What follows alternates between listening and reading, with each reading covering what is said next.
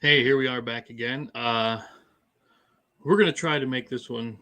Um, I know I like to ramble, and I probably will again. And even though I say we're going to keep it kind of shorter because I have tons and tons of work to get in, um, I'm probably lying. I'm even though I don't lie, but I mean I'm probably going to be wrong. Now, what's really cool before we really start this is next week. It's called Developer Diaries. I think I already have it created, and we're going to have uh, a special guest on to talk about their game because um, they have to be in earlier because of time zone differences and all this. So it was cool that they're coming on. It's a really neat game called VHS. Looking forward to that one. We also have on Friday. Um, we're going to talk about Escape from Stalingrad Z, and they're going to be on to show us more about that game. I do have the print and play version. I printed it out, and that's over in my P&P box. I have a whole box of print and play games that I keep. Thanks to Martin G on the old BGG group. He's the one that got me addicted into doing all that. Well, I got addicted to it, and I liked it.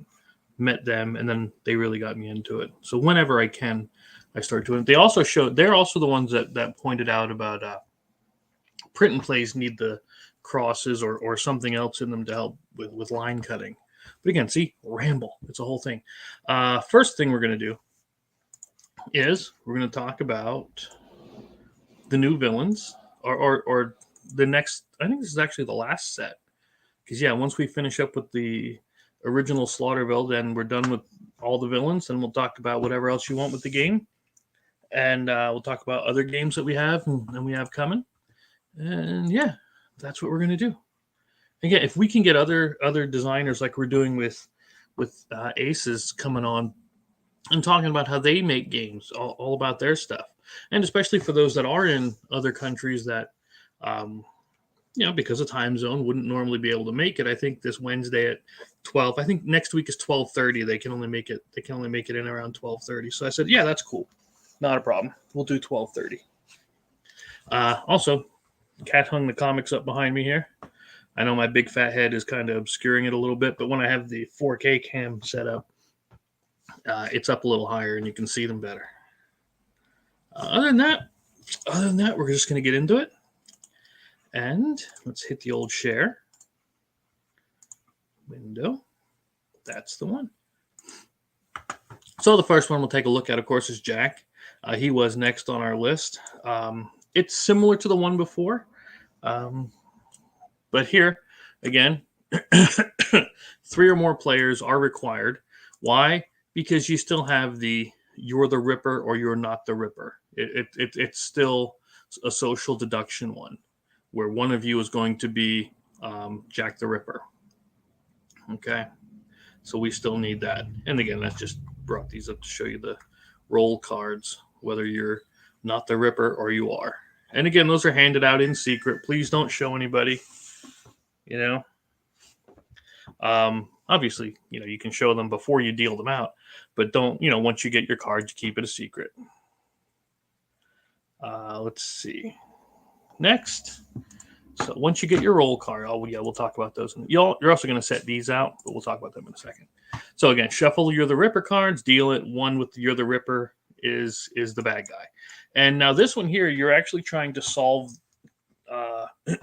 You think you're out to solve the crimes of Jack the Ripper, and that's where these come into play. Okay, these here. I don't know why it doesn't always show sometimes. I say always sometimes. That's such a horrible way to speak. But I actually took the original notes, the images about Jack's actual crimes, and they each have a value of how many investigations you need to solve them. Here, there it is. And this just shows you what order 1, 2, 3, and 4. This one has, there it is, 2, because 2 were said to have been killed on the third night, or the third time. So yes, and that's going to be your job is investigating these as new police in when there's panic on the streets of London and all of that. Track the victims using a token on the player's starting area, because Jack is actually trying to kill people. I know it's a shocker, but that's what he's going to do. And you can remove 2 clues. I should have capitalized that. Didn't realize I didn't.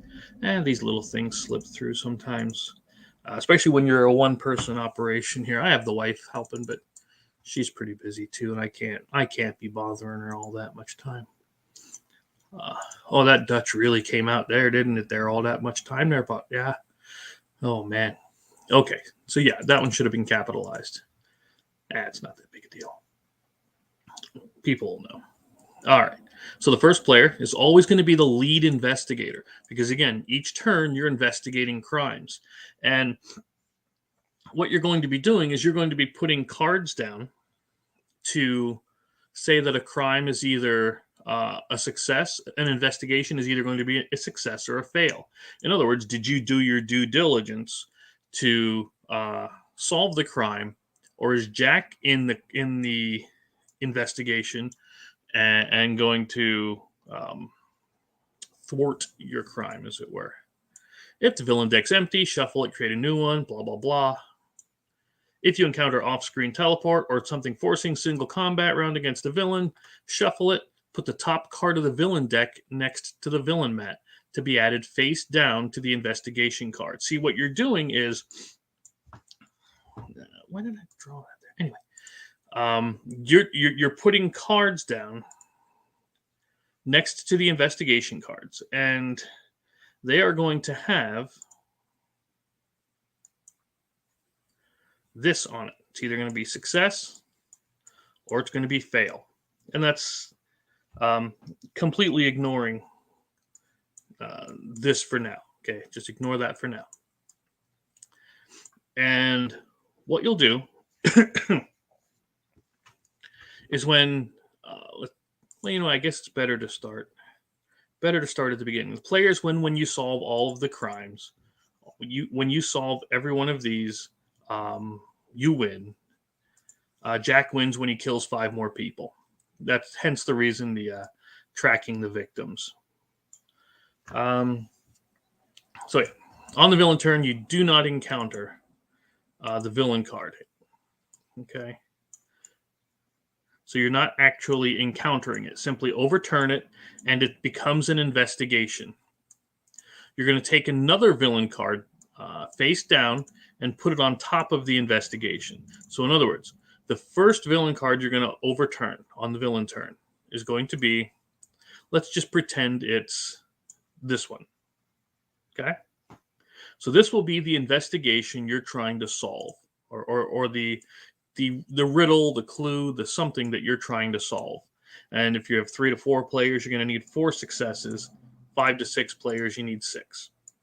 Now, then you'll overturn, or you'll place on top of that, on top of this, the next card face down. So it could either be a fail or it could be a success. And this is done so that it creates a level of randomness where you're not quite sure if somebody on your investigation, because you're going to pick people to go with you. So you're not going to be quite sure who put down fail cards. And that's the same reason if you get an off-screen teleport, you'll take the top card and put it on an investigation. Okay. Yeah, you'll put it face down, and then when you do the investigation, that's added to it. So then the lead investigator. So you're always going to have at least one villain card face down on top of it. More if you got anything that did a single combat round. Lead investigator is going to pick at least 2 people. Now, why more? Well, what if you need more successes and everything?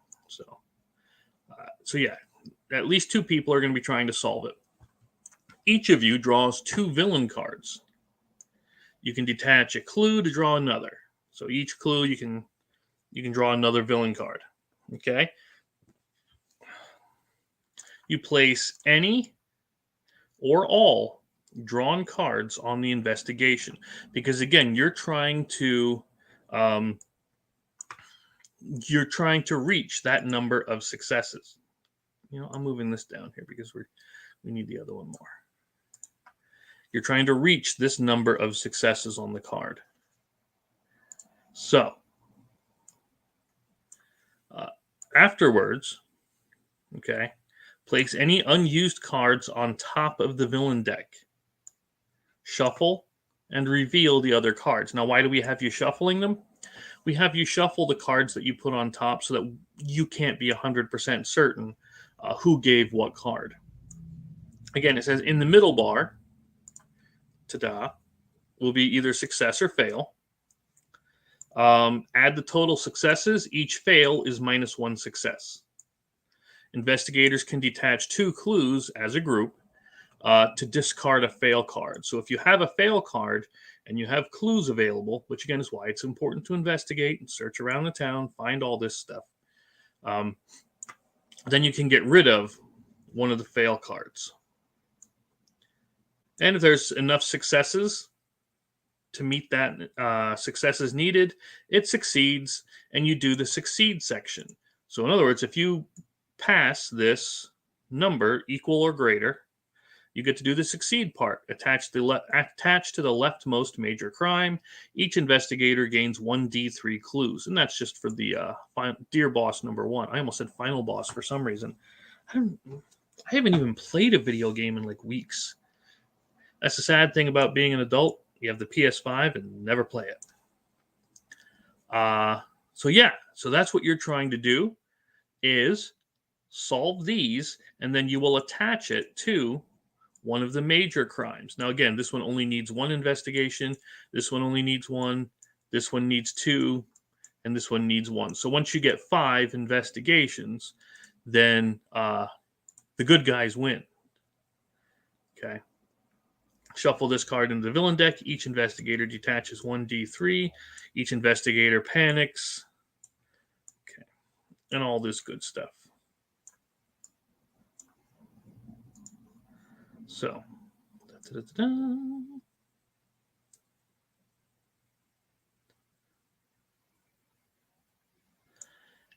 if the investigation fails, you increase the victim track by 1. So that's how Jack is going to get his victims, because you failed to solve the crime.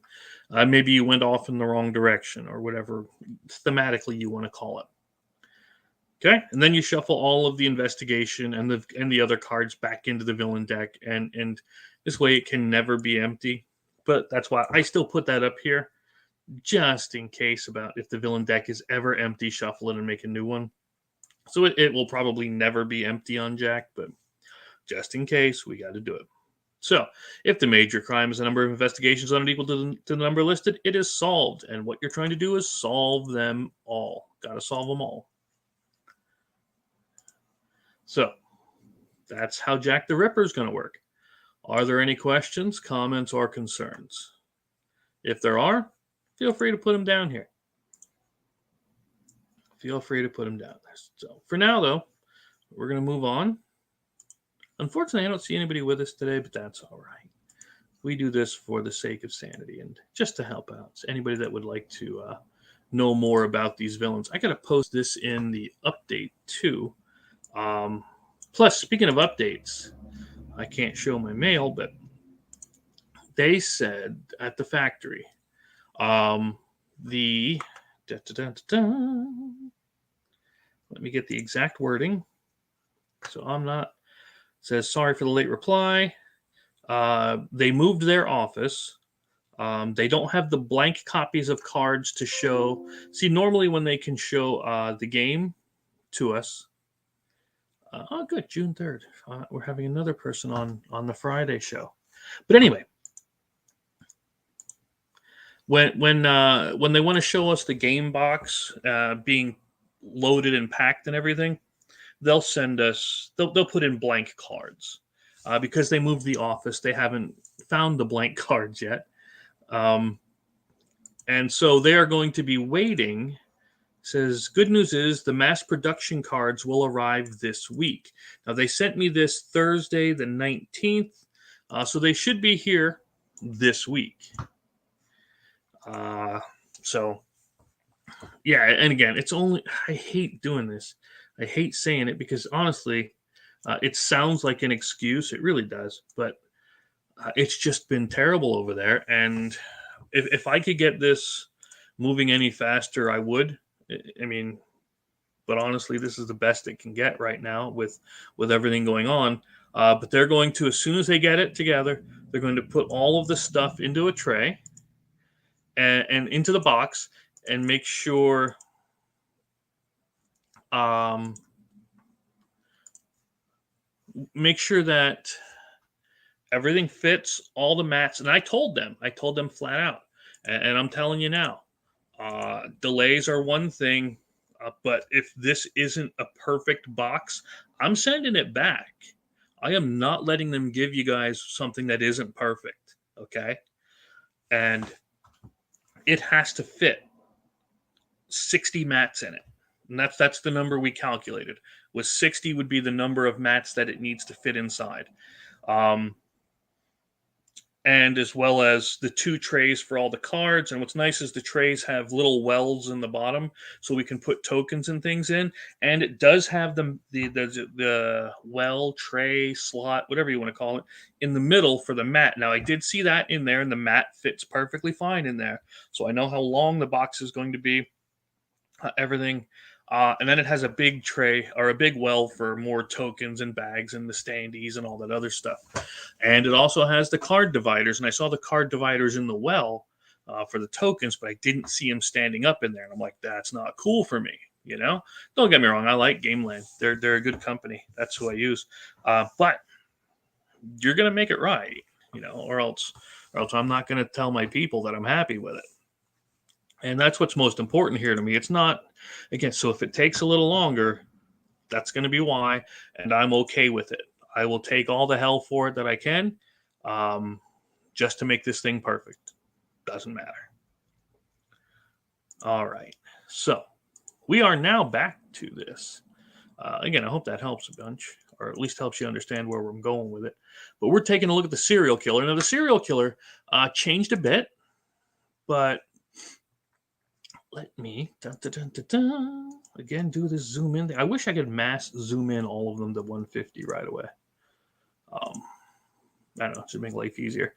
So this one actually, I didn't need as much text on it. Again, I really like the fact that the lines are under the sections instead of over like I had them in the last one. So yeah, I like that a lot better. So it didn't need as much on the rules side. So that's why I could put a little bit of extra text up here for story.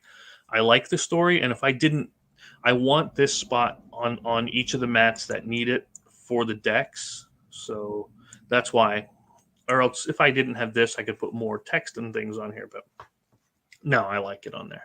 It helps out a lot. It's a good design idea that we had. So we're going to put a token on player starting area to track. To mark rounds as the time track. Again, just like last time, you have a certain number of rounds, a certain time before he says, or she, you don't know. That's why the mask. To track when the serial killer is done with you. All right. Somebody asked me once, do we really use the player starting area? And I know that some of the villains didn't utilize it much in... or as many, I should say, didn't utilize it as much in Slaughterville 2. 3, I believe, did. And so yeah, I mean, we definitely use it. It's just not everybody does. And that'd be weird if everybody did. I don't know. To me, anyway, in my head, it'd be weird. But anyway, as an action, so you're going to have some special actions, things you can do. You can overturn 2 villain cards. Gosh, why would you want to do that?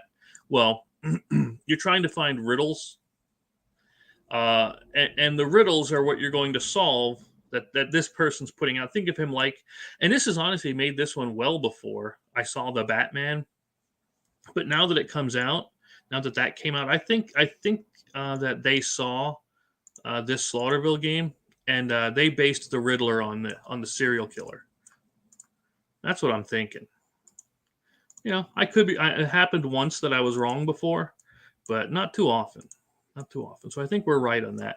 But yeah, when a riddle is overturned, put it on a random location. If the villain deck is empty, shuffle the discard pile to make a new villain deck.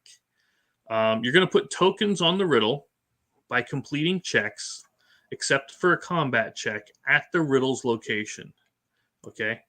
Any character at the location may detach a clue to give +1 to the check. In other words, people can help you with investigations. So when you're at, let's just pretend you're at the school, okay, and you complete one of the checks on the cards that's non-combat against an enemy. So you're not fighting an enemy where you would get a clue and all this other happy, happy, joy, joy. You're just investigating the location, okay? So when you do that and you complete the check, somebody there can detach a clue to give you a +1 to it. All right? And then if you succeed, okay, you put a token on the riddle for each success on the check. If there's enough tokens to equal the number of successes needed, the riddle is solved, and resolve the solved section. And I know that sounds like kind of a weird sentence, resolve the solved. It's, yeah. So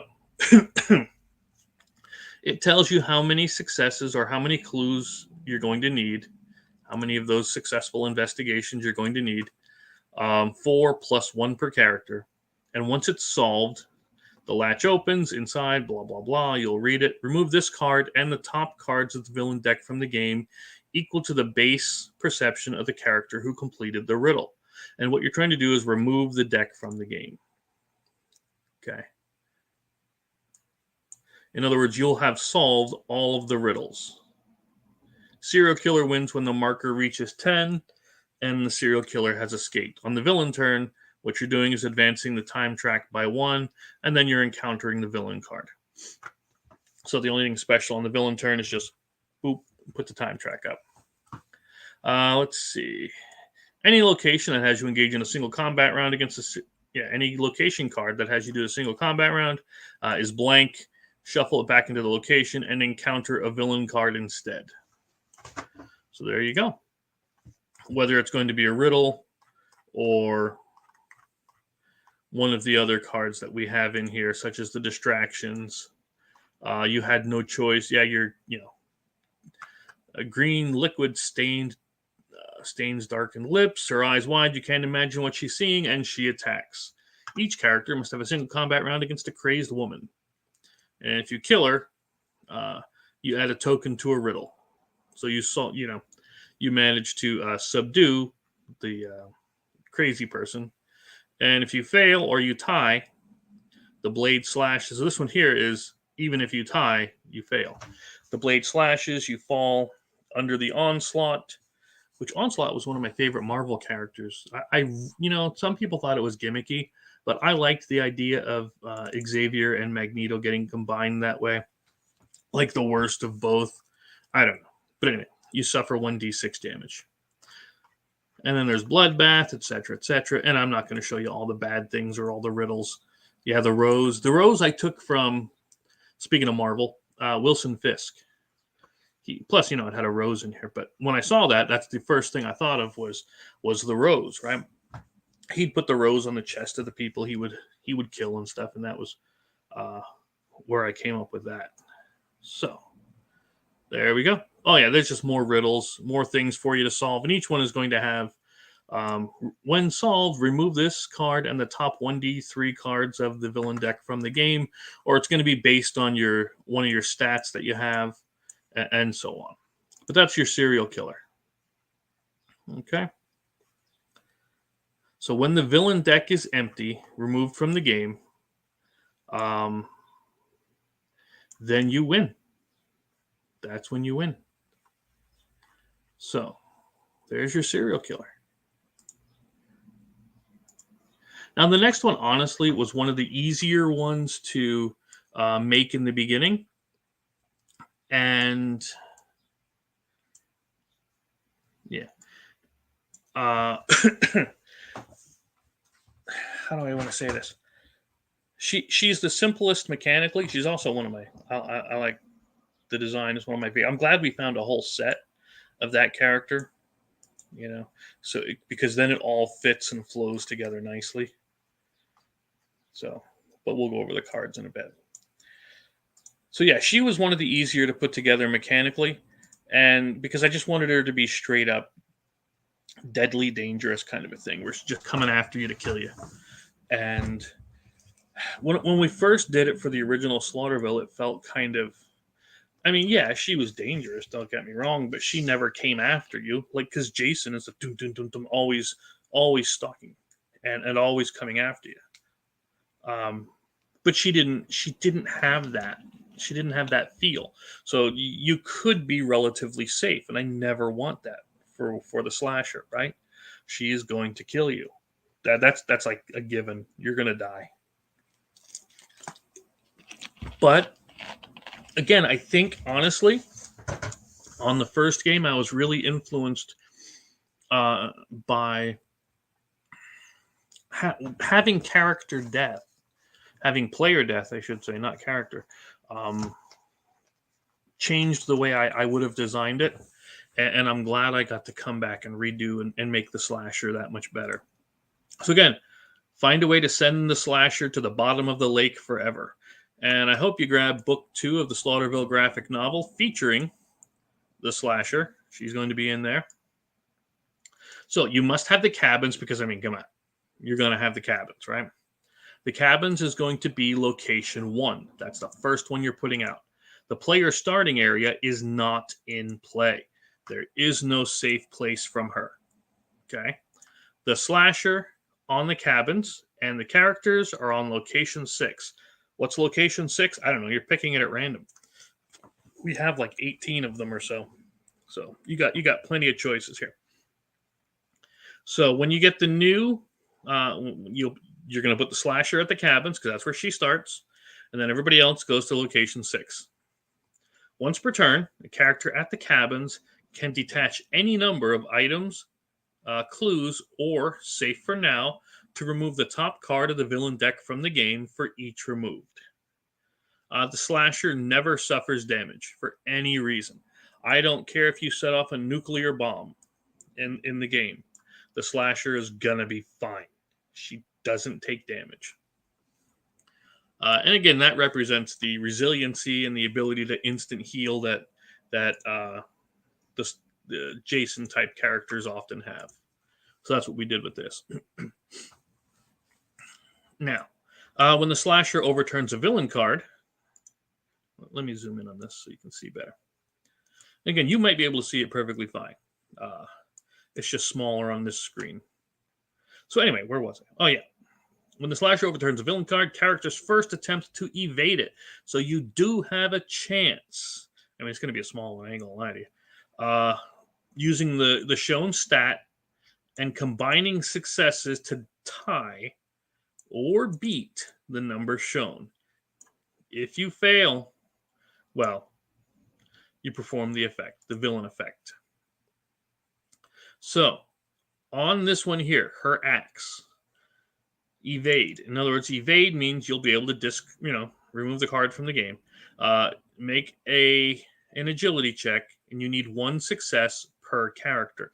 And I've had it where we had like 4 or 5 people playing, and so we would need a good number of successes in order to evade this. And agility, because agility is such a low stat usually, I made it fewer successes. So, and we've had it where we failed. So she attaches her axe, and she gets +2 on the combat. So she's not a 10 anymore. She's a 12. And again, she has no mercy for you. She always comes back. You need 2 successes per character for the combat one. And there's another agility. Okay. Success, again, remove the card from the game. Attach it to the slasher. If the slasher's killed, well, she always comes back as attached. Remove the card from the game, and she heals 1d6 using cards removed from the game. So she always comes back. And there's surprise attacks, relentless pursuit, and we'll get into those in a minute. So, when a character gains an ally or an item, move the slasher 1 location space. For example, if they're on 1, move them to 2. The slasher doesn't interact with characters at the location until the end of the move. What that means is if she's moving through, like let's say you get two allies somehow. And again, will it ever happen? Anything is possible. And I wanted to make sure that we planned for stuff like that. But then she might move two. So when a character gains an ally or an item, so you get one from the deck, or if somebody gives you one, okay, you're making a lot of noise, and the slasher takes notice of it. So she's going to move. If she's on location 3, she's going to move to 4.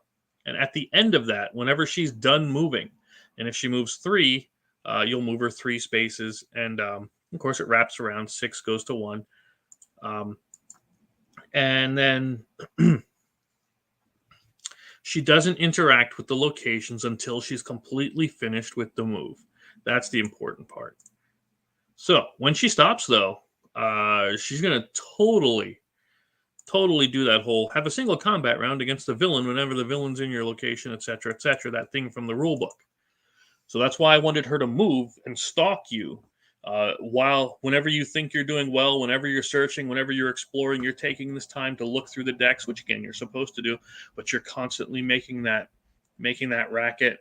And or if you're getting an ally, maybe you're getting busy. I don't know. It's up to you. But she's coming after you then. So that's that. Let's see. Characters at the slasher's location may detach an ally to move to a random location without the slasher. Yeah, you're sacrificing your friends. Like, take them, not me. That's you being a selfish jerk. But if you got to do it, you know what I mean. You don't got to be fast, just faster than your friends. So if the slasher is ever placed on the villain starting area, put them on the cabins instead. So, and yeah, that was just for abilities. That was put in there for those characters or cards with abilities that say, return the, send them home. Or if the slasher lost a single combat round, instead of sending her home, you put her on location 1. So she's always there, ready to start stalking. Let's see. If a character be placed in the player starting area, move them to a random location without the slasher. If the character has any actions, you continue your turn. And again, just like normal. If a player wins or ties single combat round, move the player and the slasher to any location. So there you go. So if you win, you go to any location, and then you move the slasher to any location. It doesn't mean you move them to the same. You could move them to separate locations. It's just you're moving both pieces.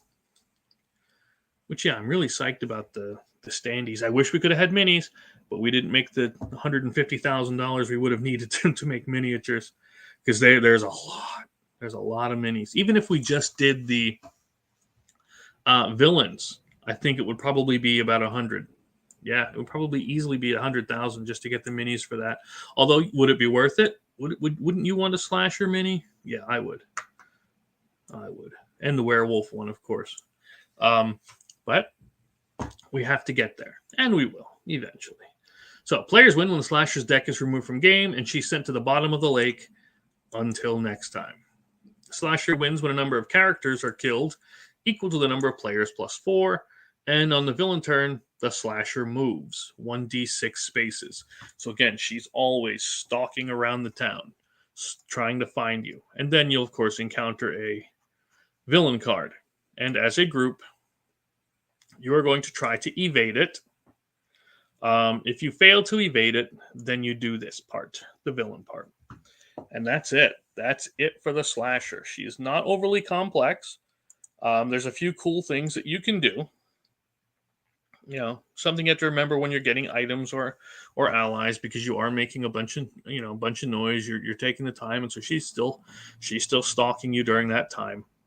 But otherwise, she's probably the most relatively simple mechanically, but the most deadly, because you don't want to fight a 10 or even worse, a 12. Oh, helping hand, yeah. Agility, 1 success per character to remove the card from the game, etc., etc. Villain, detach an item from each character and attach it to the slasher. On the next single combat round, detach those items, and the slasher gains +1 combat for each item detached. So you're helping because she took all your weapons. Not all, but she took weapons from you, and that was from like when I would see Jason like pick up the fence post and stab people with it, or something environmentally killed. So yeah, all in all, that's your slasher. And last but not least, now this one, I'm not gonna lie, this one was the again, I never lie anyway, but I don't know why I always say that. The I'm not gonna lie part.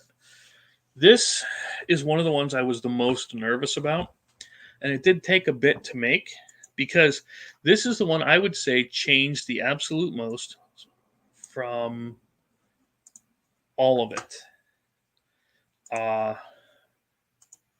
The Zombie Horde.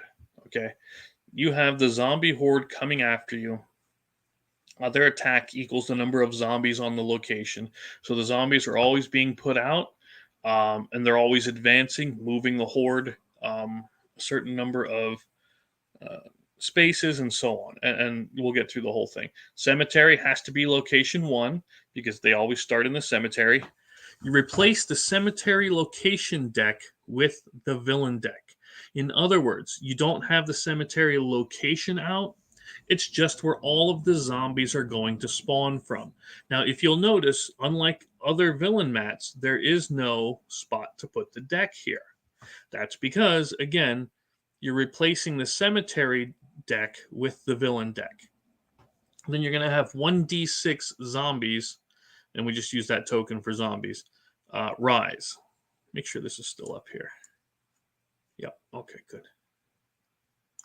So, when a zombie rises, and again, we have it down here, roll the necessary dice, place that many zombies on the cemetery. So yeah, there you go. 1d6 zombies show up on the cemetery to start the game. Characters may not go to the cemetery for any reason. I don't care what you're thinking of. I don't care what kind of loophole you might think you found. You can't go there. Doesn't happen. You're going to use the zombie tokens to track the number of zombies on the location. I know that line wasn't technically necessary because we put this up here, but just in case somebody might have been confused, I like to put that kind of stuff in. And I know it takes up valuable real estate, but it is what it is. So you are going to be able to shoot. Now, this is going to make probably no sense if you haven't seen the print and play for this. But you're actually going to be able to flick a bullet disc to shoot a number of times equal to your combat rating. So if you have a 5 combat, you can shoot 5 times. You'll put the bullet disc on a line matching your perception. So if your perception is 3, you're going to start the bullet disc here. And it's a little wooden disc, We couldn't get it screen printed because, again, funding, stretch goals, all that good stuff. And then you're going to flick it. And it will go up this and onto here, where once it lands, wherever it lands, where it's covering the most thing, that's what you're going to do. Whether you're killing zombies or hurting yourself. So yeah, even if you suffer 3 damage because you didn't flick well enough, you're still going to kill at least 1 zombie. Maybe you can kill 4 or get it up here in the coveted 5 sections. If it goes off, you didn't kill anything. Too bad. That sucks. So there we go. That's this is the one that had the biggest change, was the Zombie Horde. I still enjoy it very much, or else obviously I wouldn't have put it out. But yeah, this is the one we've actually had tons of arguments over here. I hate this flicking thing because Kat can't really do it that well.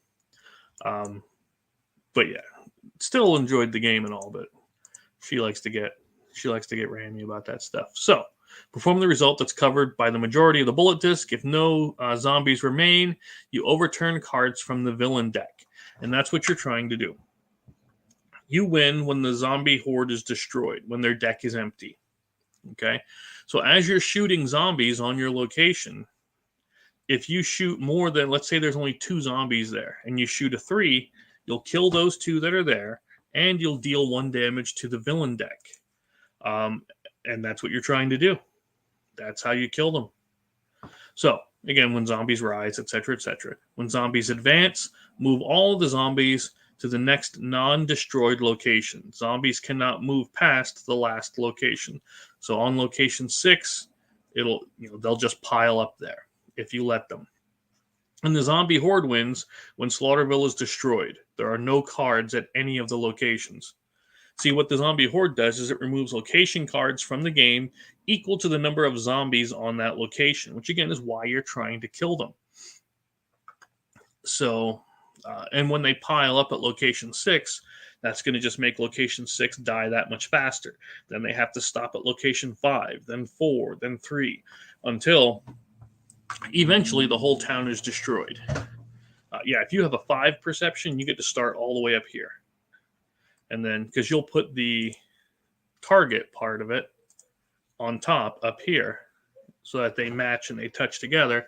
Then when you flick across, it'll shuffleboard land on one of these things, hopefully. Unless you do it too hard and it flies off, which we've seen.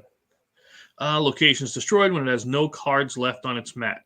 Discard all zombies on the location. So if they destroy a location, they're all gone too. So they don't just keep advancing after destroying a location. Characters on that location suffer 1d3 damage and move to the player's starting area. In a single combat round, move the character to the nearest location with zombies. In a tie, choose a location. So if you ever have to fight them, we already have that in here on how many or what their combat's going to be. And we've had it where there were only 2, and then you could get a good hit on the zombies once in a while. If you encounter off-screen teleport, instead 1d6 zombies rise and then advance. Remember, advance is when they move one location. So let's see. You can detach a clue to remove a zombie from your location. And believe it or not, that's come in handy a lot more than you think.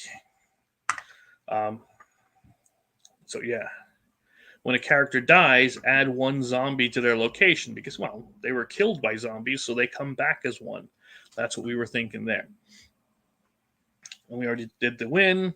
Zombie Horde removes location cards from the game equal to the number of zombies on that location. Right, and then you will encounter the zombie cards. And the zombie cards are all about them rising, advancing, and then you fighting and so on. I have no friends. Who's sending me a message? Oh, nice. They said June 3rd sounds great. So we're going to talk to the people on June 3rd, which is not this Friday, because this Friday we're booked up. Next Friday is going to be the people from Spyglass. And if you ever met, or if you ever played Venom Assault, which I have, it's up there. I have Venom Assault up there. If you've never played it, it's awesome. Plus, they have something new coming out. So yeah, we're going to talk with them on June 3rd. So that's good.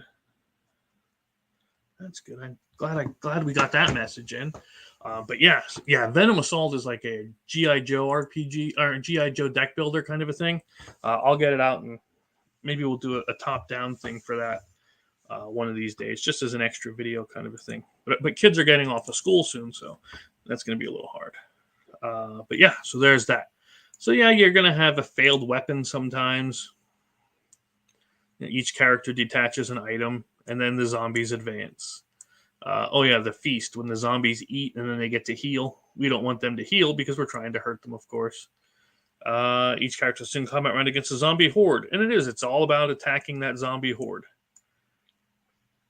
Whether you're doing it to, with the bullets when you're shooting.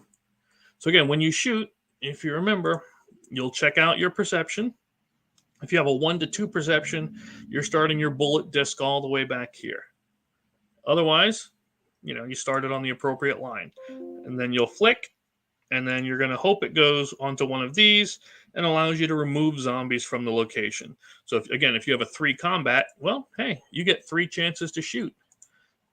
And of course, if you have a 3 combat and a 1 perception, you're going to be shooting from far back. Don't get me wrong, but it is how it is. And then if you have a 5, though, if you ever get a 5 perception, and then you get to shoot, you're a good bit closer. Now, I've seen that some people, because they're so used to shooting from back here or here, when they finally get up to 5 perception or even here, their aim is still off because they got to get used to that flicking the bullet disc, as we call it. up into the target area. But the Zombie Horde is the one that changed the most. It is the one that was, I think it had the biggest change out of all of them. It's not mechanically difficult because it's just a flick. It's a dexterity game. I wanted to put a dexterity one in here, and I like the idea of, bullseye zombies, just shooting them. And so you'll shoot them off of each location as you're there, and yeah, that's that. You'll take a shoot act. You can use an action to shoot them. And it also helps you, to damage the main villain deck, which is what you're trying to do to win. So there you go. Those are your zombies. So I think we covered all of the villains now for the entire Slaughterville series, except for new ones that have not yet been produced. And let's close all tabs. So yeah, that was quite an undertaking there, which again, completely enjoyed. So if there's any questions on them ever, please, dear God, don't forget to ask. It's perfectly fine. Drop it in the comments. You know my email, to chris@laughingrogue.com. I don't care who knows it. That's where you can get a hold of me. And yeah. Oh, I don't know if I showed that Cat hung the comics up for me. I don't know if we showed that before, but I think we did. So that's what I've been working on. Let me close the mail. I'm still working on the Slaughterville 3 stuff with the armored car, because that's been one of the more challenging ones, but I think we have it nailed. I think it's at the spot where I'm ready to go, okay, the armored car's done. I just know me, and I have to put it through another set of paces, so I'm probably going to play it another 3-4 times, which again, it's not a bad thing, but I just want to make sure that the timing is right, because now the car, it used to be you went to the armored car. Now it actually drives around the town, starting at location 1, driving around to 6, and if it ever gets to 6 and then moves off, the armored car escaped with the loot, and then you lose. Now you can stop it and so on, and I just want to make sure that I have it where it only needs one escape to win, because I wanted this one to be a fast run through, right?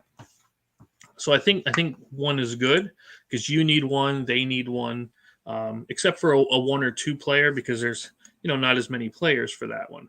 So then they have to drive 2 trucks out of town in order to win. So that's the main difference there. But I think the armored car is done. Then I'm going to go to Murder Spree, and then Corruption, and then finally Turf War, and then the Mirror Town will be done. But so far, yeah, it's pretty. I like where it's at now, so that's good. So what have we been doing in the meantime? Well, I'm glad you asked. And I know I said I wouldn't go long, so we're not going to stay too much longer. But whoops, I shouldn't have closed that, but I did. So, right. Share. Now, you know what? I'll just open it that way. Let's go to Gone Hunting, because that's what I've been working on the most for the last couple of days, because I needed a little bit of a break from the from the armored car, just to let it sit. I don't know if you're aware of this psychologically anyway, because again, I studied that. If you're working on something and then you are struggling with a project, step away from it for a little, and oftentimes the solution will present itself. Sometimes it makes it just pop out and become clearer. And that's what I'm doing with the armored car. I've given it, it's been 2 days now since I worked on it. So just so I can have that peace of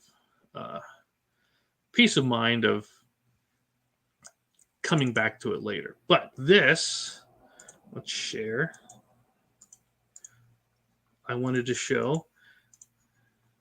Bada boom. In fact, I think I'm going to upload this as one of the backgrounds for when we're waiting. But this is the box cover for the next game that we have coming out with Big Sexy Outdoors down here,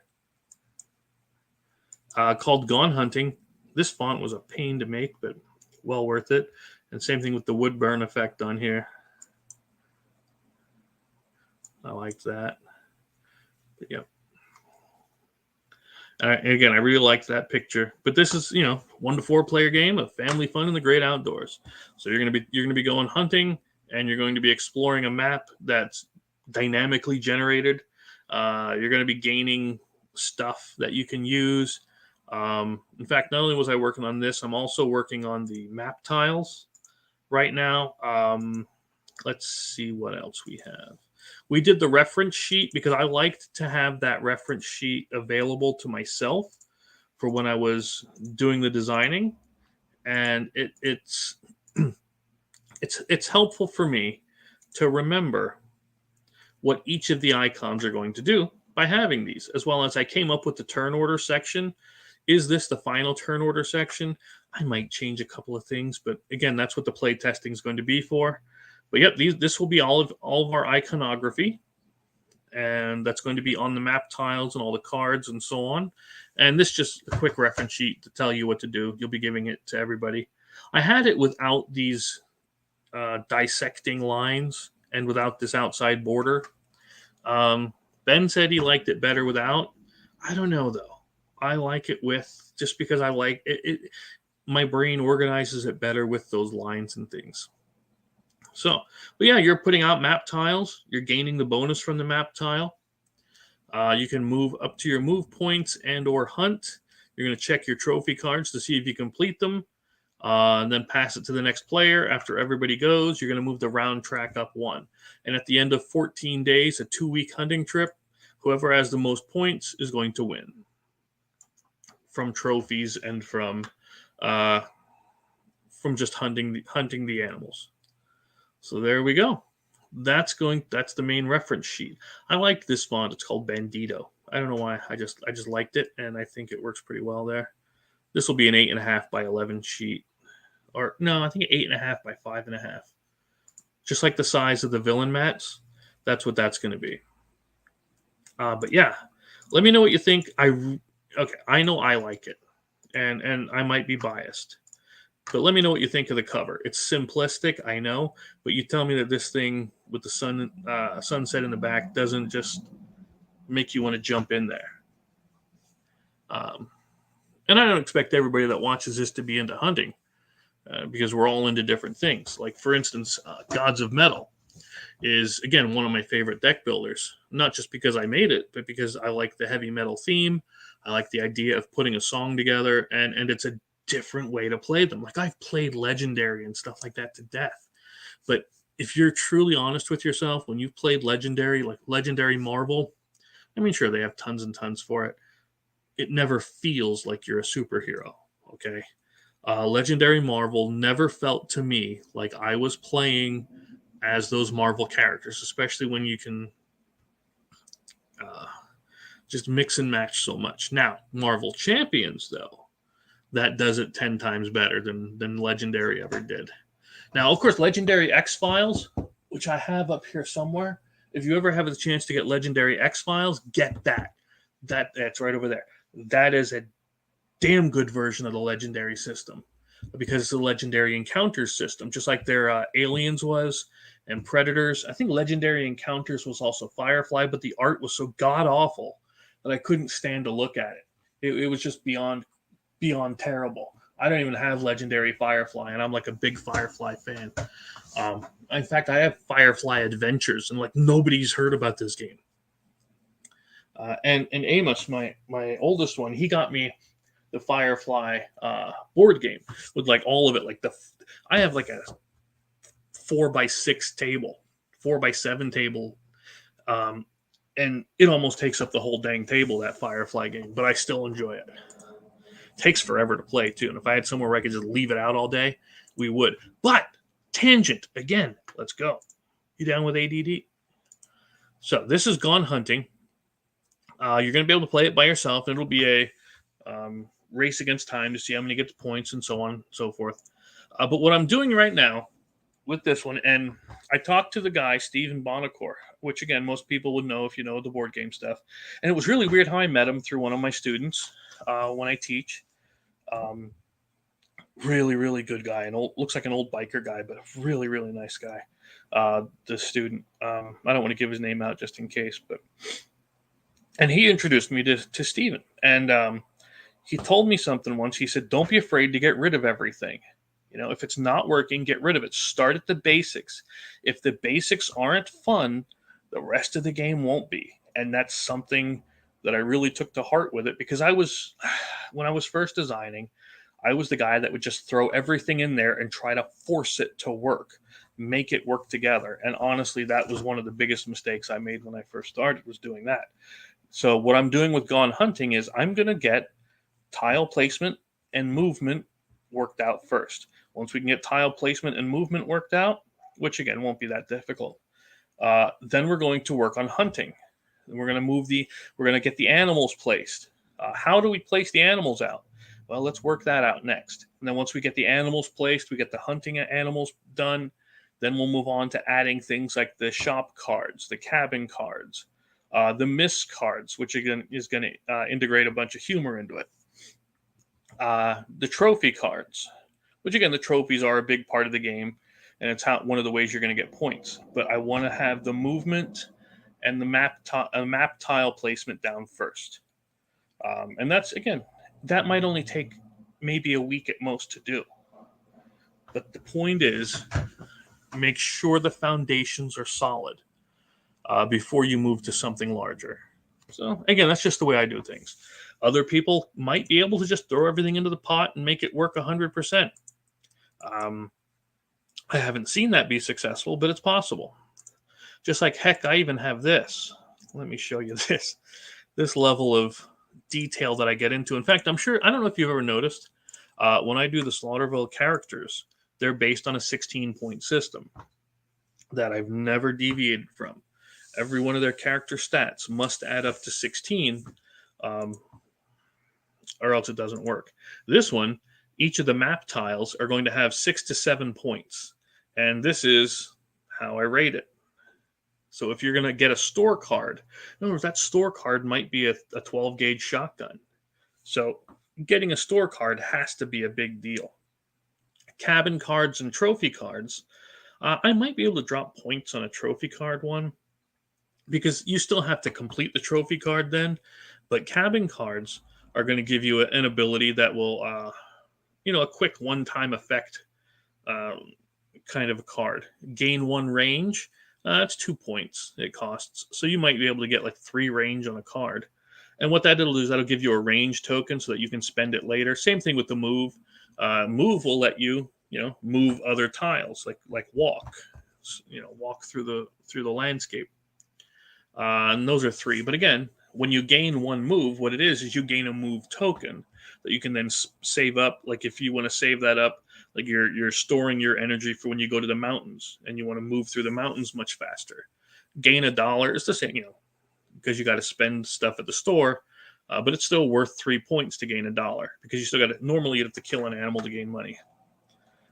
Gaining a white bullet is 3. Gaining a blue bullet is 4. You're never gaining a red bullet from this, because they are premium ammo. So yeah, that's the kind of thing I do, is I will make up these grids and things to do that. And last but not least, before I got to get my big butt back to work, let me show you. Oh, it won't. Why will it not let me show you the... That is the weirdest thing, because I'm looking at this thing that says show window, and normally the window is what it's, an application that'll let you show. Because I wanted to show you the map tiles and how I have them laid out, but it won't let me do that. You know what? Let me export the map tiles as a PDF quick, and I'll do it as a PNG real quick. So, because there was something really neat that I wanted to show, because each tile has to be at least matched up to its type, and that's the thing I'm working on with, again, the map tile placement, right? is it's either going to be placed next to its same type so that you have a joining, so you don't have one random piece of a lake out somewhere. But I'm going to make half tiles too, where you're going to have two different terrain types on the tile. So you're going to have either the lake, the forest, fields, and mountains.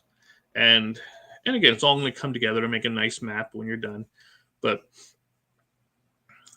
again, as soon as that's done, I'll show you. It won't be too long. But anyway, so when you get your map tile, you're going to lay it out, and each map tile is going to have a set of icons as well as the image, and it's going to be one of the map types, or it might be a double map, or a half and half.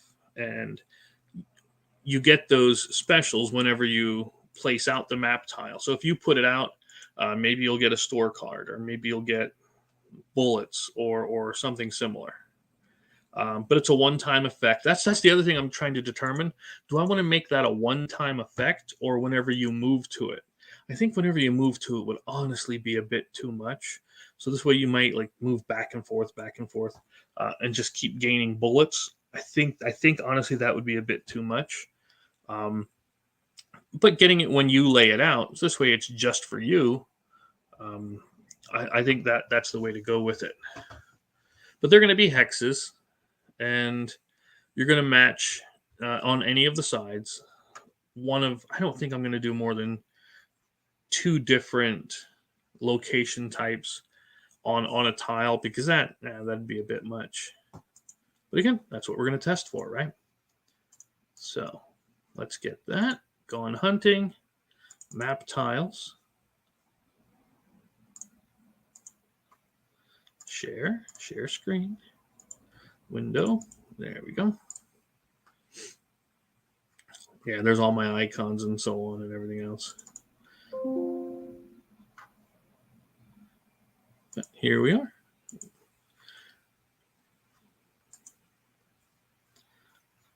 There you go. So you can see, at least I hope so, that these are going to be the different map tiles. And of course, they'll be cut out into the hexes. And when you put them out, you're going to get, it's going to tell you what kind of map tile it is. And they'll be about 2 inches by 2 inches on the final. And then you're going to see any of your bonuses. And again, that's the point of the reference sheet. So you know what each of these things are. Now I know this one says get a trophy card and then get $1. This one says get 2 ranges and a white bullet.